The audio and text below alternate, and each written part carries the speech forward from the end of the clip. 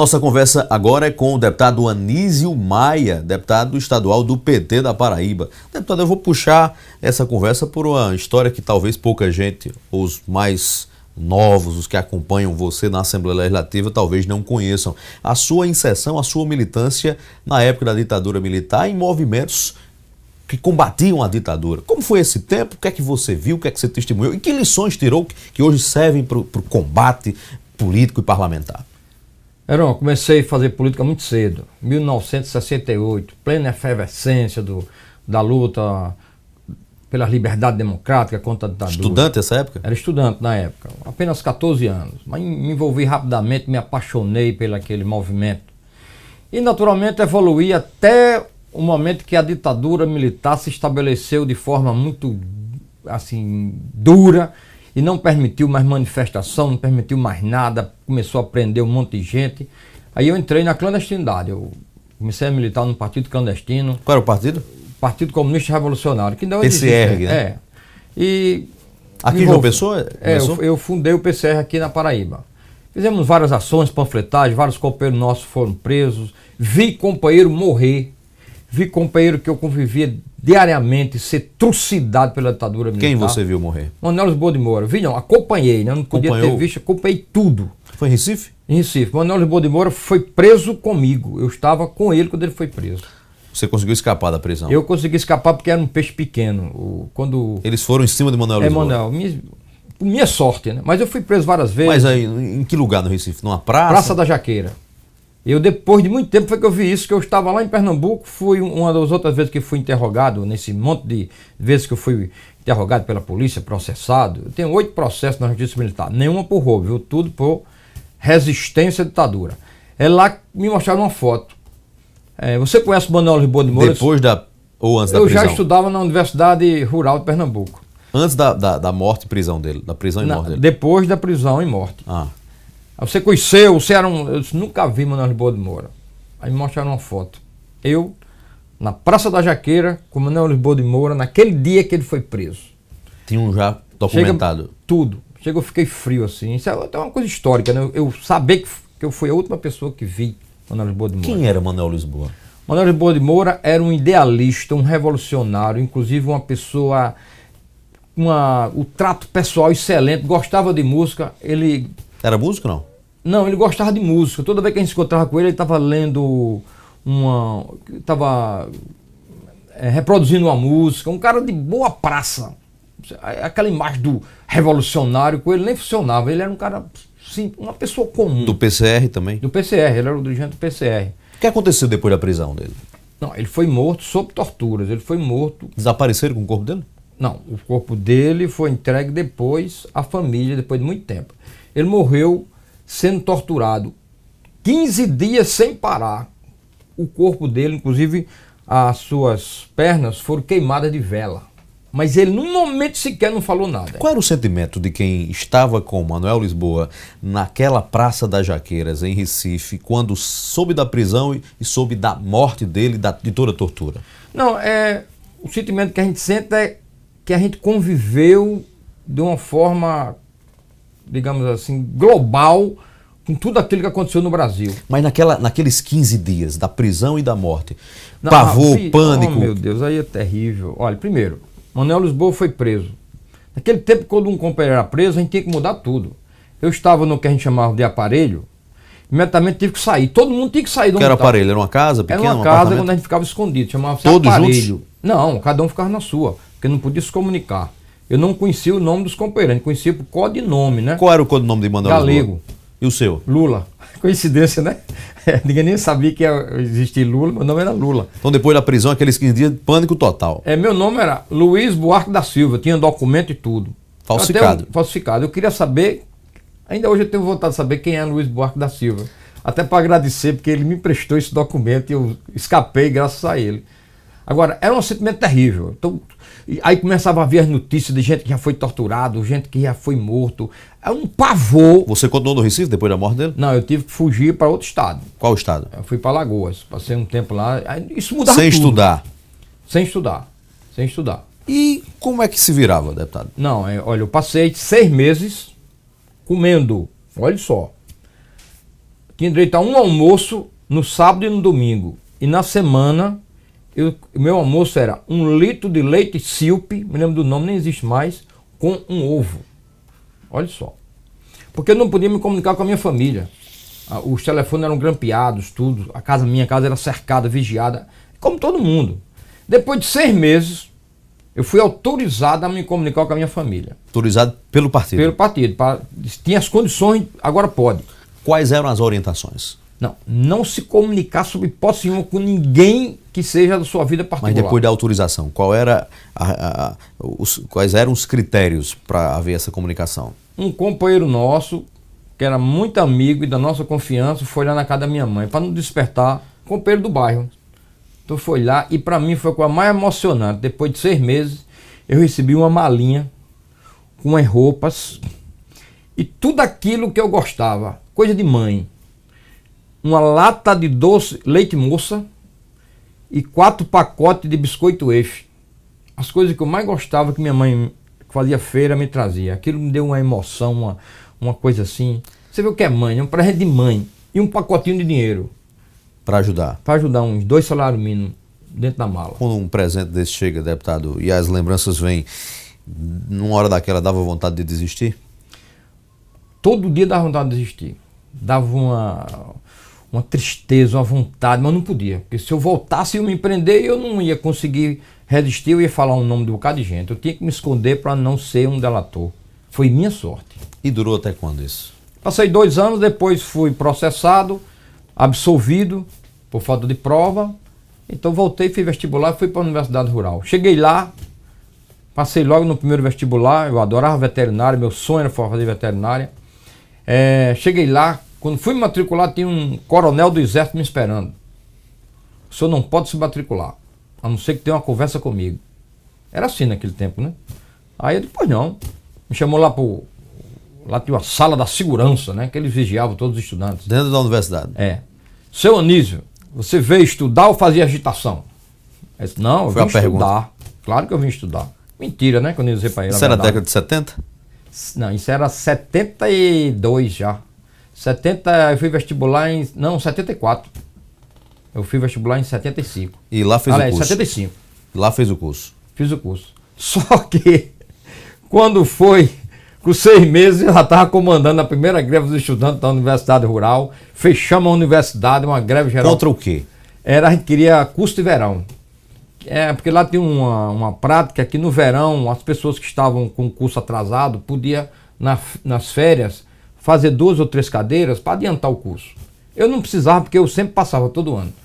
Eu fazia o movimento político, mas sempre estudava. Pegou em arma, deputado? Treinei, peguei em arma. Treinou onde? Em Alagoas? Não, era em Recife.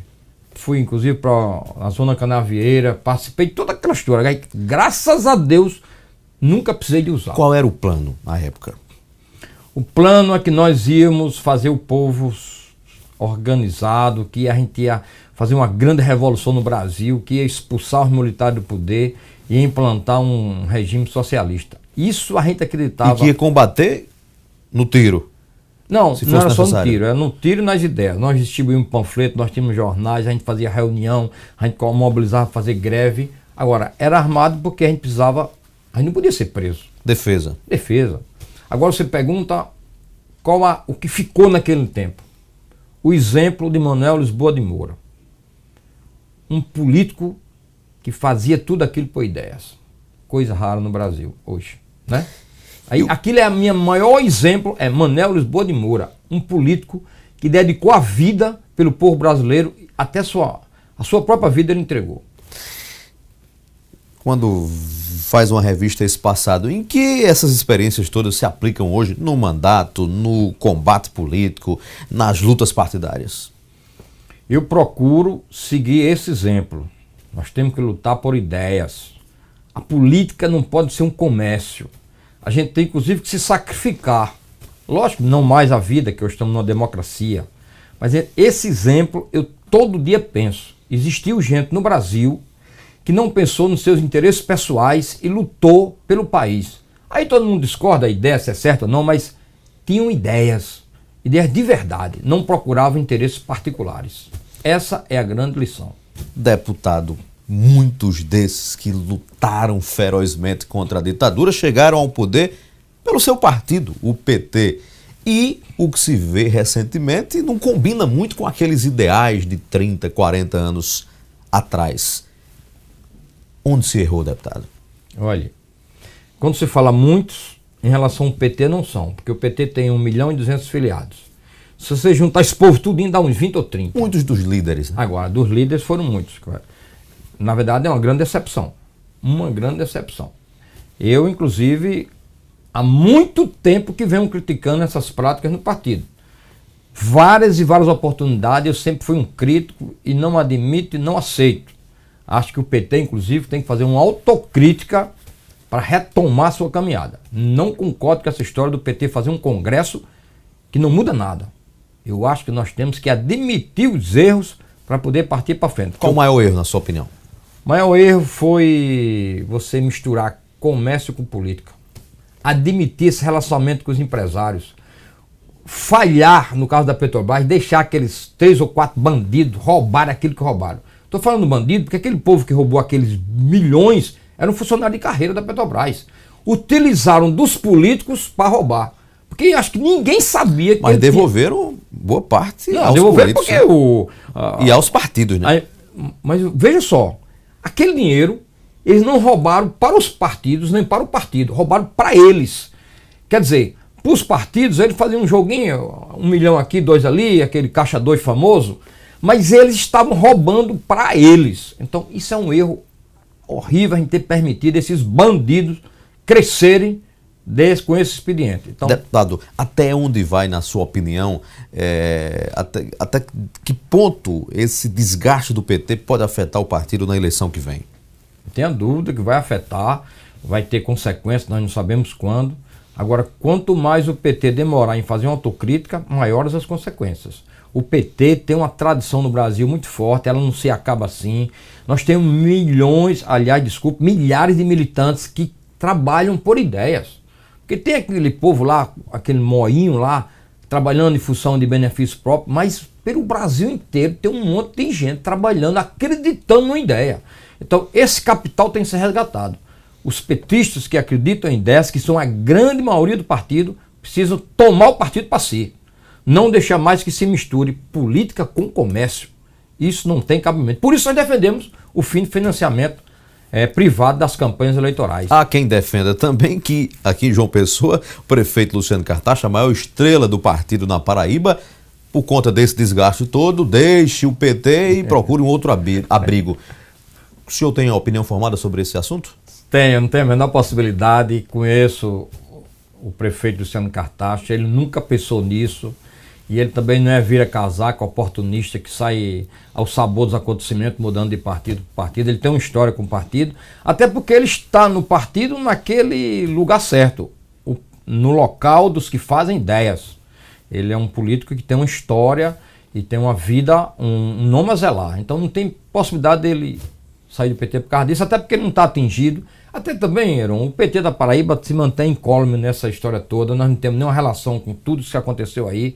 Nós podemos dizer que passamos no teste dessa parte. A oposição diz que a Revita, que é a empresa de lixo de João Pessoa, tem ligação direta com esse esquema todo montado por alguns dirigentes do PT. Nós estamos numa época agora que todo mundo inventa tudo e vai na internet e acredita.